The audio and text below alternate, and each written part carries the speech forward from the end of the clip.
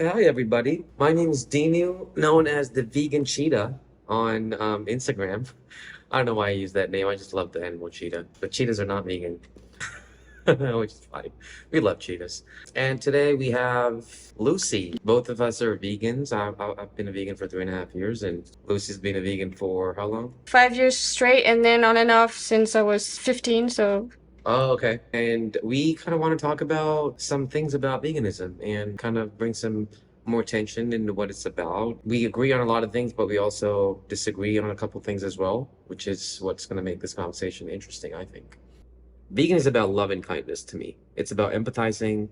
It's about health. It's not that it's not about health, but what's keeping me vegan is kindness, empathy, and love towards other animals. But I think veganism is all about just kindness and empathy in general. I think it's a great practice. So that's me as a vegan. And I want to be kind to everybody, to humans, to animals, to everything that can feel kindness, anything and anyone that can feel love. And I think that's veganism for me. That's my personality. And people who are attracted to that are gonna be inspired by me. And people who are attracted to somebody a little more aggressive on the emotional side, like how they approach, they're gonna be attracted to those kinds of people, which is, just nothing more. I'm who am I to say that that's wrong? Like I'm one human being in this whole world, right? It's always like you're inspired by someone, and that someone plays a huge role in you going vegan. yeah, that's why you respond to different ways. I wanted to just respond to something else, but I don't want us to go too deep into it Right. because we said we would have a conversation about it. It's hard not to go I there for some know, I reason. know. I mean, obviously, I agree that veganism is to some degree definitely about love and compassion and empathy, but I think it can be confusing sometimes for people to see it in that way because it's kind of forgetting another part of it that's like, no, you don't need to love animals or to even be kind because it's logical to be vegan, just in the first place, because if you don't have to harm someone else to be healthy or survive, then why the hell would you? Right, You don't even have to be kind or to be loving, right, you right. know? So I think that's worth saying as well, even if of Yeah, course I agree that it is a loving act, it's a compassionate yeah, act, but you don't have to even like animals. right. You just have to not hurt them. See, I can see. you know? Okay, I'm not gonna respond to that because then we're gonna get into it. Yeah, yeah. This is Okay, snowballing. but I'm gonna write that down because I have a lot to say about that. It's not about kindness, it's about not exploiting or harming them. It's like a negative right. You're not doing something to them, you just have to not do something to them, Right, literally, you just have to you like, know? yeah, I see what you're saying. Yeah, yeah. I love that point. So, what we want to talk about today is that there's two different movements to veganism. I don't know if it's two different approaches, or I'll let you explain it, but I'll tell you this. So, Yeah. when I contacted Lucy, I was like, hey, listen, I like your content. We should collaborate and kind of bring a beautiful conversation to our followers. So, I asked you, like, what are your goals with your social media? What are your goals in veganism? Like, what are you trying to accomplish? And then you mentioned two terms. That is welfarism and abolitionism. I can Abolitionism, never get yeah. that word. And I'm like, I've never heard of those terms, which is great because now it's an opportunity for me to, learn something new. And I looked into that a little bit. I think I agree with both of them to some level. Lucy is going to be explaining most of that for today. So tell me, Lucy, what is welfarism? What is abolitionism? And I'll have some questions for you about that for sure during the conversation. Like, I'll be interrupting you. I just want to say first that I'm not an expert at all. I'm just going to talk about my understanding of Yeah. it, and it kind of ends there. So, abolitionism to me is the stance that all animal use and exploitation is basically wrong. Animals should be having like the right to not be exploited. The idea that there is no way to exploit an animal or kill them, for example, or use them in a way that's humane and acceptable and morally fine. Mhm. Also, what abolitionism is about is basically saying that veganism is the moral imperative and the moral baseline. It's like the minimum we can do. So there's Yes. more to that than that. Yeah, but it's really like the one thing we have to do kind of Oh, like thing. the least we Like can do. it's pretty much veganism and its roots. Because when you look at the definition of veganism, the first one, it was something along the lines of like rejecting animal exploitation and use, not trying to make animal exploitation and use or killing more humane. It was not about that. Right. So that's pretty much in a nutshell. Okay. So what is welfarism? I mean, there's two different kinds. Okay.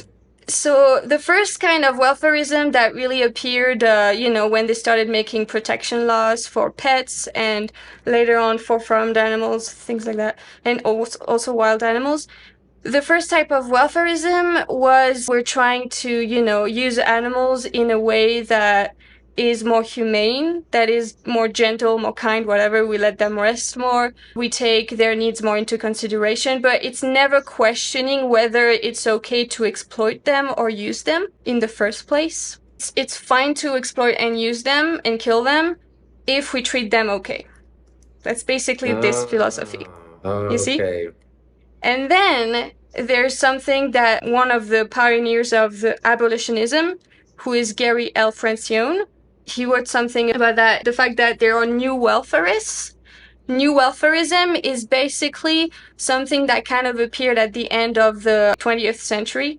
It's vegans who, as an end goal, they want the abolition of animal use and exploitation, but they don't believe that there is like an abolitionist way to achieve that. To them, the only way to achieve abolition of animal exploitation, killing, use is to actually use welfarist means, meaning having bigger cages, more humane methods of killing animals or exploiting them, using them, whatever. To them, that's like the baby steps towards this greater achievement of like the end of it. And so there's a war between these two, welfarists and abolitionists. And abolitionists don't believe that welfarism will work to achieve abolition. Exactly. Okay. What do you believe? I'm an abolitionist. Oh, interesting. Yeah. Okay. I think I agree. I agree with the end goal. I think we should stop killing animals if we don't need to. Like, there's no need to kill animals. It's not like me saying like, oh, well, if there's a need, then we need to. But I don't see there is a need, and I don't think we should. Anything that requires you to be killing animals probably is not a good thing. I believe that abolitionism, meaning like you need to stop killing regardless. I don't care if it's human or not. You can't kill somebody that doesn't want to die humanely. I agree with that.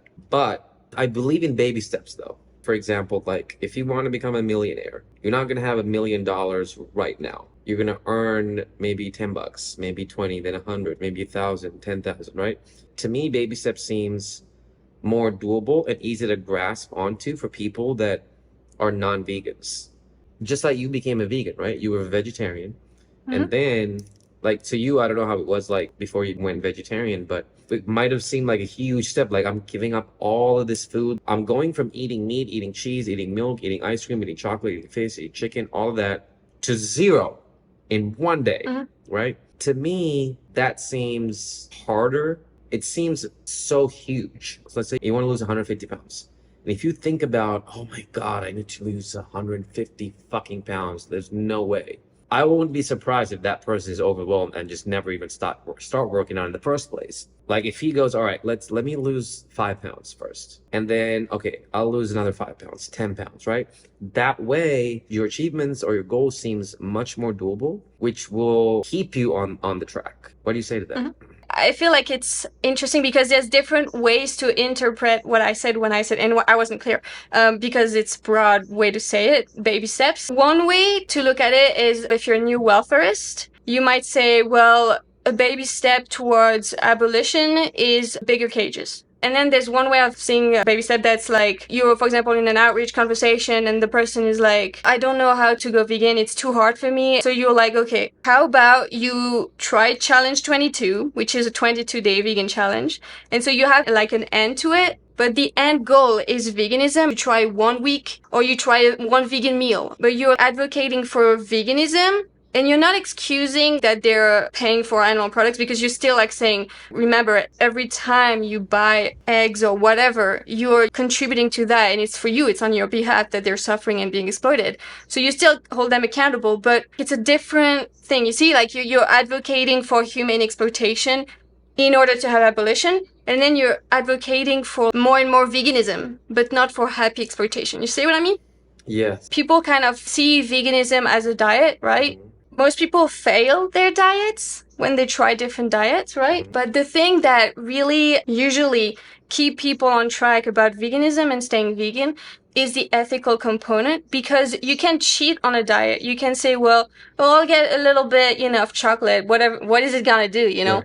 But if you cheat on a vegan diet, what ends up happening is that there is an individual at the other end of that. You're eating someone.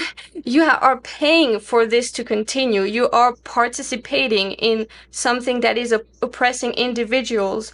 And there's like always someone at the other end of that that has been exploited or killed on your behalf. So like, can you cheat on that? Like, that's really what keeps you in check. But I also understand that it can be too overwhelming, right? Yeah. When I talk to someone about veganism and they feel overwhelmed, what I say is there's this chance really to like people support you through email, basically help with any questions you might have. You can call me anytime. You hold them accountable to veganism as a baseline and they will cheat. You don't need to tell them, oh, you're gonna make mistakes. Like it's gonna happen. And it's not good. It's just that it's going to happen. But if you are, as the vegan, if you are telling them basically that it's okay to not be vegan, pretty much you're entertaining the idea that a vegan lifestyle is hard, which is not. When you get it, it's not, and then you can, if they have complicated situations, you can help them So practically. you're But setting them a really high standard. But no, that's the difference. Because they think it's a high standard, but it's not. The transition is weird, but it doesn't mean that living vegan is just because you're changing habits, right? Right. But when you're vegan, it's easy to live vegan, really, for most people. It's different, I guess, if you're in a food desert and you have nothing to eat, but that's not most people. You can help them while still holding them accountable because it's the minimum we can do for the animals. What is more important? What is the most severe situation?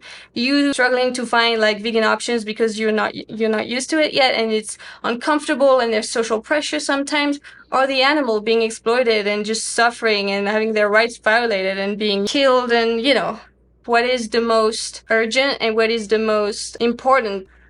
So I had a question, like bigger cages. Like you said, instead of having smaller cages, let's have bigger cages. Most non-vegans don't exploit animals directly. Like they just eat exploited animals. I see what you mean. So for them, they're not taking baby steps. Like people who are actually exploiting animals, they need to take baby steps. Like let's say they have smaller cages. Now they need to buy bigger cages. Or now they need to have bigger land for the cows. Now they need to change their approach a little bit in terms of how they're killing their animals, right? But the consumer side, if you think about it, they're not a part of any of this.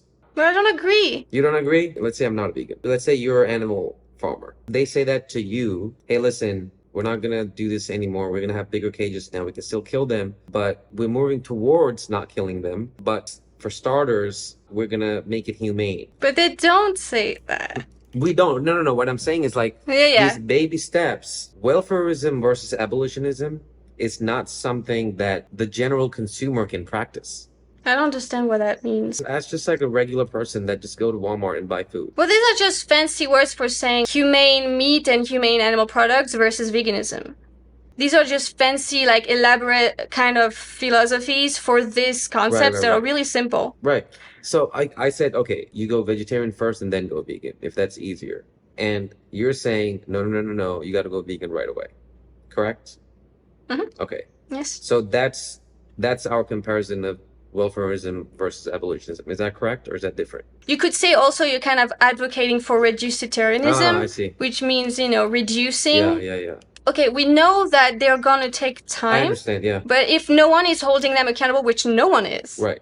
No one is telling them to go vegan. There is no way in hell that they will ever do it. It's again entertaining the idea that being vegan is hard and going vegan is hard, which it's not.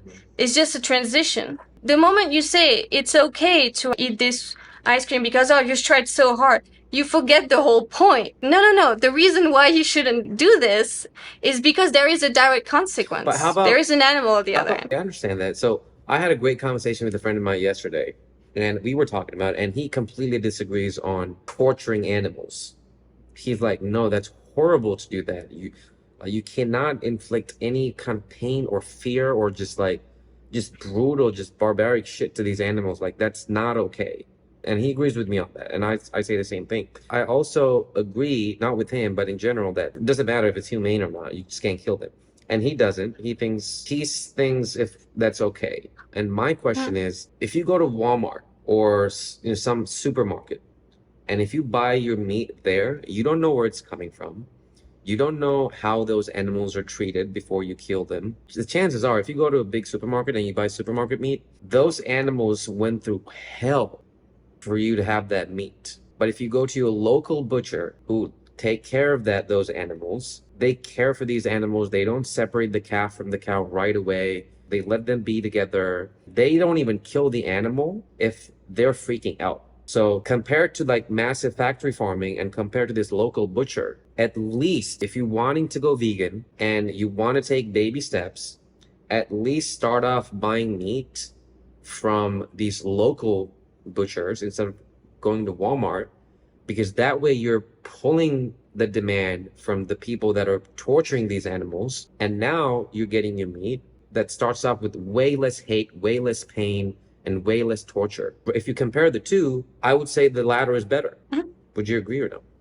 I mean, yeah, of course, there's one that has less suffering, but I'll basically make my point by talking about this. In the slavery movement, they were abolitionists and they were welfarists. I'm not sure they used these words. They were the ones who were like, okay, this has to end. There's no justification for it. We have to advocate for it to end now. Slavery has to end. And then there were these people who thought that it's not realistic to ask for the end of slavery because it's been happening literally forever. Fun fact about that. Now slavery is illegal, but now there are more child slavery Yeah. than there was when slavery was actually legal. I mean, a form of slavery is illegal. Exactly. But another is, yeah, Yeah, but go absolutely. ahead. They were the welfarist anti-slavery people who said it's unrealistic or we need slaves, the slave trade, whatever. And so we have to really advocate for the humane treatment of them. Or there was something about marriage to make their marriages more recognized for their protection of their families or something like that. Which one is going to lead to a paradigm shift? The point of abolitionism is also that by telling someone that there is a way to exploit animals that is okay or more okay, Yeah. you're kind of like legitimizing it. Would you advocate for someone that if you're gonna rape, do it in a more humane way? We can't say these things about the animal situation because all of us, vegans included, have some form of speciesism still ingrained in us. And speciesism means basically discrimination based on species, but not recognizing that they have differences, Okay. of course. For example, for sexism, you recognize that there's, differences, but you also recognize that these differences do not justify different rights.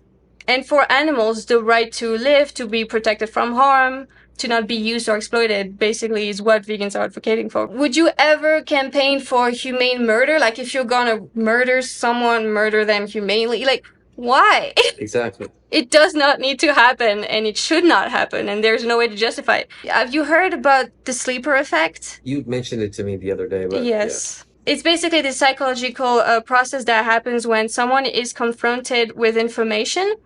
And at first it's discarded, it's dismissed, but it kind of goes to bed. It can take years for having more information in that actually builds on that. There's the same kind of information. And at some point, subconsciously, they have been working at it in their head. And at some point, they kind of make the switch. They are convinced because the more they were confronted with information that had a strong foundation, that was logical, and that would hold to scrutiny, it did its work in their head, And so even if it's dismissed at first, it happened. But for this to be actually possible, your information has to be consistent. For example, if as a vegan, you're saying we have to abolish it, but really, there's a way to do it that's more humane. There's a way to do it that's kind of okay. It's okay for you to do it. We all agree that if there is less suffering in a situation, it's better. That's subjective, right? Okay. But that's irrelevant. That's kind of what abolitionists are arguing, is that it's irrelevant, really, because none needs to happen, none should happen. We should just stop it. Humane rape or horrific rape, I mean, just saying that makes no sense. Or like slavery, humane slavery, or just slavery. Like, what does that mean? Right. Like, none of it. Right. Okay, that's a good point. Let's think about death row. Back in the day when kings used to rule the world and countries, death row was fucking horrifying. Like, you would kill people in inhumane ways, right?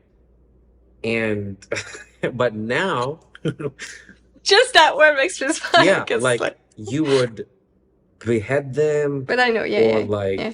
I remember like back in the East, like where I grew up, like our kings used to put humans in barrels that have spikes sticking inwards, and you would put people in them and just throw them off a mountain, and they'll like, and this, you know, It's the most painful death you could it's the imagine. most Just painful death like, you can imagine. And over time, now we got the electric chair. Now we got lethal injection. Like boom, one shot, you're done.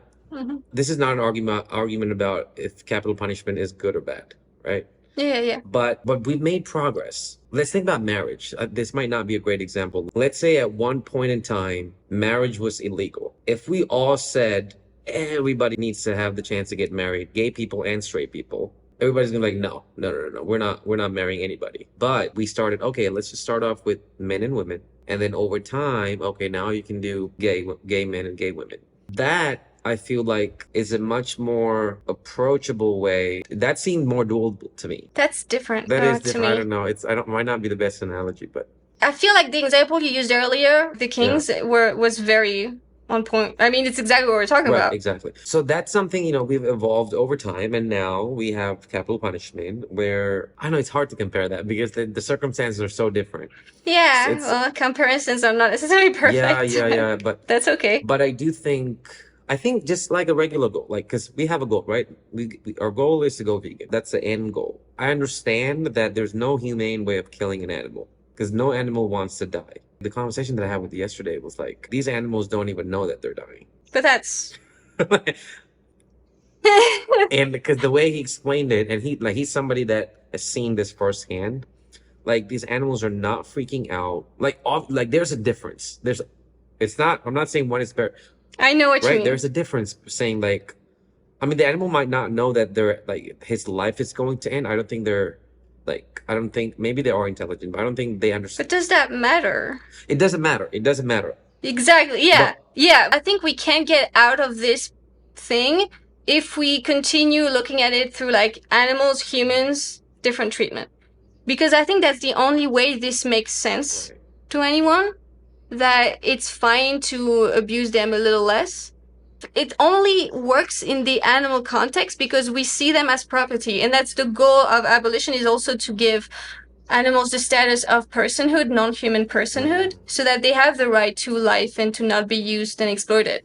Okay, And it's kind of like elevating animals to the status of person, of course, non-human person, and so that way they have like the right to exist without being harmed. I mean, we did the But same thing if with slavery, right? Like exactly, it's such a good analogy. Like that's why slavery, like however it triggers people, people often get offended when we compare the oppression that happened, in slavery, in any type of human slavery, to the animal slavery, really. I mean, that's what it is. Because that's what I think. When we talk about it, they think that we're basically putting humans down to the levels of animals, like to the level of property, as if these slaves are just less if we yeah, compare these two slaveries. But really, we're trying to elevate the animals to the status of person. right. We don't want any to be devalued. And it's because we see animals as so inferior that it's offensive, I think, a lot of the time. And so basically, how the analogy works when we compare back in the 1700s or 1800s when slavery was very dominant in America, is that if we compare the two situations, white people back then are the humans now, and black Yes. people were in the position of animals now. I mean, black people were treated like animals. Yeah, and see, we use that expression Exactly. because it's like even in our paradigm, just humans just accept animals as less than nothing. Exactly. Just this expression just shows it. Right. And I think that is the world we live in, which is not an exception for it, obviously. And then those people back in the day, the white people and black people, fought for ending slavery, meaning that we need to bring black people up to the level to bring them to the level of white people so that everybody can have the same equality. So that's basically like we're saying, all right, we need to bring animals To the status of I mean, to the same value in terms of just the right to live yeah, and to like not be harmed. and white people back then Yeah. didn't like that because they thought, oh, we don't want to go down Yes. to the level of black people. Exactly. But we're not trying to do that with animals. But that's also different because that analogy works to a certain level. We're talking about one species in slavery, And now here we're talking about two species. Think about it. Lions, for example, are in a different level than rats In what in the way? animal kingdom. Like lions are way more superior than rats. And I think lions know that too, and rats know that. In what way? In terms In of terms of what? power, in terms of intellect, in terms of ability, I don't know, just getting shit done, like living their life, I feel like. And we are okay with that, Yeah. right? We're okay with I mean, lions being a little superior than rats. but just to me, it makes no sense because to me, it doesn't make being superior in value to be intelligent. Like, for example, to me, rats have like things that lions don't have, and lions have things that rats don't But have. they have, It depends what you're looking and at. they need to have the same right to live, is what you're saying. Yeah, because why does it matter? Yeah, You that's a know, good like point. I guess, it's like, yeah, I understand. does someone being smarter, does their right to live mean more than someone being less smart? That's a It's great point. irrelevant. Because the point that I was trying to make was like, we don't try to argue that. We don't try to be like, okay, we need to That they're not different. yeah, like they're Yeah. Yeah. like they are Yeah. different, right? Rats and lions are Yeah. different, but we're not Yes. fighting for the rats. You know, like, oh, fucking rats need to be equally as respected as lions. Oh, you mean in like they're not equal in their skills or Yeah, like abilities? there Yeah. are certainly, so I think what we're trying Sure. to I think what we agree on this is that we believe that there are differences. Like animals are not the same as humans, right? Sure. We're not the same. We're way more superior than animals. That's different. Well, think In what way? okay, You know? that's where I'm getting to. Like we're superior in Exactly. intellect. In terms of the food chain, like survival of the fittest, we're definitely more fitter than lions. We are the superior animals in the In terms of domination. we can dominate the world. We're dominating the world right now. Humans are dominating Yes. the world, period. Animals are not even close. But that doesn't mean that they have less of a right to live than humans. Yeah. That's what we're saying. I Absolutely. agree with that. Okay, that's a good point. Well, it's like the bully's argument. Mm. I'm stronger, so Yeah. you know? Yeah. Great. What kind of society are we getting into? That's a great analogy too. Bullies don't get to just bully everybody just because they're stronger and powerful and bigger. It's the law of nature, and so what? Do you want to live in that kind of world? Survival of the fittest is not a very kind world. It's not a very beautiful world. It's not a peaceful world at all. Yeah. That survival of the fittest basically means that everybody dies except for the fittest one. I mean, yeah, or everybody's oppressed and exploited. Yeah. Apart from the stronger ones, which is the case with the other animals, like the non-human animals, and of course, many humans are oppressed by other humans. It works in that way as well, of course. I mean, we're not denying if you that. just think about like survival of the fittest, meaning only the fittest survives, the others don't, which is not a happy world. Yeah, but also I think this expression doesn't necessarily work for what we're saying. Might makes right. I think it's better, this expression. Might makes right. Yeah. No, anyway, back to the point. How about this? If somebody came up to you and said, hey, listen, I'm a non-vegan. I want to go vegan, but I want to go vegetarian first. What would you say? Hey, Lucie here. The rest of this conversation can be found on my channel. The link is in the description below. Thank you for watching.